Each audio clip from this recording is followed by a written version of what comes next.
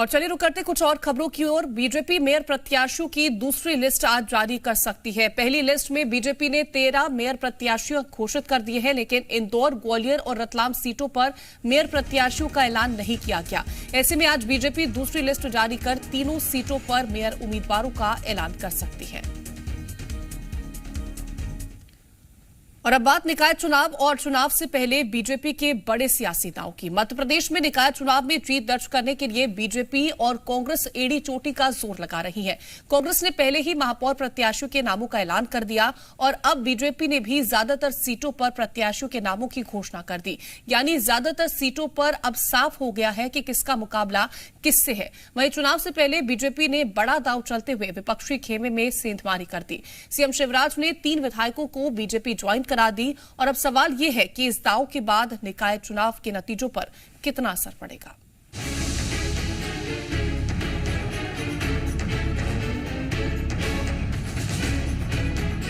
MP में निकाय की चुनावी जंग के लिए दोनों बड़े सियासी दलों की तरफ से अपने अपने महारथियों का ऐलान हो गया है।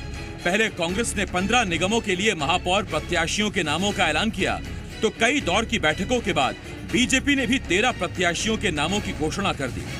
दावा किया जा रहा है कि बाकी बचे निगमों के लिए भी जल्द ही नामों का ऐलान कर दिया जाएगा। यानी अब ये पूरी तरह साफ हो गया है कि कहां किसका मुकाबला किससे है। बीजेपी जीत का दावा कर रही है, तो साथ ही पार्टी ने दम भरा कि इस बार कमलनाथ को उनके ही घर में हराया जाएगा। 16 के 16 नगर निगम, 76 नगर पालिका और 255 नगर पंचायत भारतीय जनता पार्टी प्रचंड बहुमत के साथ जीत करके आएगी। छिंदवाड़ा में प्रचंड दिक्कत नहीं हो जाएगी। गढ़ के अंदर हमने सेंध लगा करके इस बार हम इतिहास बनाएंगे छिंदवाड़ा के अंदर। एमपी में 2023 में होने वाले विधानसभा चुनावों से पहले इन निकाय चुनावों को सेमीफाइनल के तौर पर देखा जा रहा है। यही वजह है कि इन चुनावों को दोनों पार्टियों ने अपनी साख और नाक का सवाल बना लिया है। बीजेपी ने चुनावों में जाने से पहले एक बड़ा सियासी दांव भी चल दिया। कुल 3 विधायकों ने सीएम शिवराज की मौजूदगी में बीजेपी का दामन थाम लिया। इनमें एसपी, बीएसपी और निर्दलीय विधायक शामिल हैं। सीएम ने तीनों विधायकों का पार्टी में स्वागत किया, तो वहीं कांग्रेस ने बीजेपी और सरकार को निशाने पर ले लिया। इन तीनों साथियों का हृदय से स्वागत करता हूं।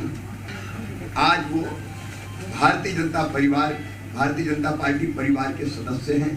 मैं पार्टी में प्रवेश पर उनका स्वागत करता हूं। तो मिलकर अधिकतम भलाई करने के और विकास करने के हम लोग प्रयास करेंगे। आप तीनों मित्रों का मैं हृदय से स्वागत करता हूं। हजारों वोट से हार रहे हैं, इनको पता चल गया है कि हम हारने वाले हैं। अब जो दान दक्षिणा मिल जाए वो लेके बाकी के जीवन गुजार होते ये, इसलिए ये लोग जा रहे हैं। क्या लगता है 23 के लिए भी 23 लिहाज से भी बीजेपी डरी हुई, इसलिए अभी से देखिए अब एक बात समझ लीजिए, नगरीय निकाय के चुनाव में जब कांग्रेस लीड लेगी तो ये आगाज होगा मध्य प्रदेश के विधानसभा चुनाव का, निश्चित रूप से माना ही जाएगा। एक तरफ निकाय की चुनौती और दूसरी तरफ 3 और विधायकों का बीजेपी में शामिल होना।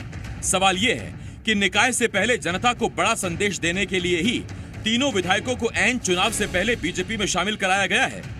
सवाल यह है 3 और विधायकों के शामिल होने से बीजेपी कितनी मजबूत होगी और इसका निकाय के नतीजों पर क्या असर पड़ेगा।